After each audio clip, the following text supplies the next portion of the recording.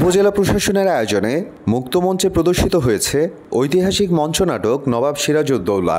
বাংলার শেষ স্বাধীন নবাব সিরাজউদ্দৌলার জীবন, দেশপ্রেম ও তার সঙ্গে ঘটা বিশ্বাসঘাতকতার ইতিহাস ফুটে উঠেছে নাটকে।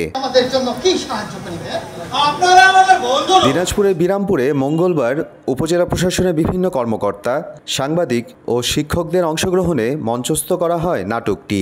আগে নিয়মিতভাবে এমন আয়োজন করা হলেও দীর্ঘদিন ধরে এমন আয়োজন ছিল না। বহুদিন পর এমন নাটক দেখতে পেরে খুশি দর্শকরা। দেশীয় সংস্কৃতি রক্ষায় নিয়মিত এমন নাটক আয়োজনের দাবি তাদের।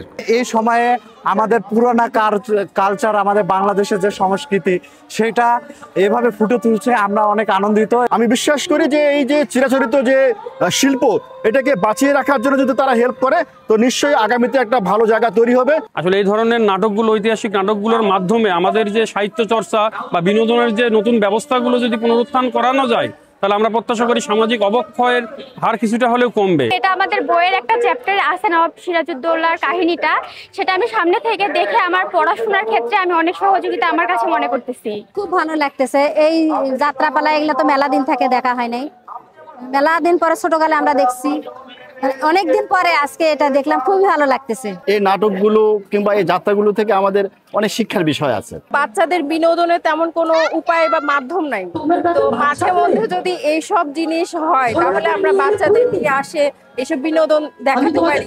সমাজে সুস্থ বিনোদনের ধারা অব্যাহত রাখতে এমন আয়োজন আগামীতেও অব্যাহত থাকবে দাবি প্রশাসনের। মেসেজ এটাই থাকবে যে এটা যেন প্রতি উপজেলায় ছড়িয়ে যায়। যেমন আমরা কাহারুলের অনেক নাম শুনেছি, উনি একসময় কাহারুলে কর্মরত ছিলেন, ওখানে সবসময় দেখতাম যে ওনারা 12 মাসে 13 পার্বণ যেটা বলা হয়, ওনারা কিন্তু ওপেন এয়ারে সেটাই করতেন। তো কাহারুল উপজেলা হচ্ছে আমার ইন্সপিরেশন, আমি সেখান থেকে এরকম একটা করতে চেয়েছিলাম। আস্তে আস্তে আমাদের সমাজে মানুষের মধ্যে বন্ধন কমে যাচ্ছে। সংস্কৃতির বিভিন্ন যে উপাদানগুলো রয়েছে, সেই উপাদানের চর্চা যদি আমরা করতে থাকি তাহলে একে অপরের মধ্যে ভ্রাতৃত্ববোধ এবং বন্ধন মজবুত হয়। আমাদের দিন দিন বিনোদনের পরিমাণ কমে যাচ্ছে, বিনোদনের যে উপাদানগুলো রয়েছে সেগুলো হ্রাস পাচ্ছে। আমরা জেলা প্রশাসন, উপজেলা প্রশাসন যদি এ সকল বিনোদনের ব্যবস্থা করি তাহলে সমাজে অপরাধের মাত্রা কমে যাবে। ইতিহাস ও সংস্কৃতি সচেতনতা বৃদ্ধিতে এমন আয়োজন যদি নিয়মিত হয় তবে হারিয়ে যাওয়া মঞ্চনাটকের ঐতিহ্য আবারও ফিরে আসবে, এমনটাই প্রত্যাশা স্থানীয়দের। বেগম যাবার জন্য প্রস্তুত। সময় সংবাদ, হিলি, দিনাজপুর।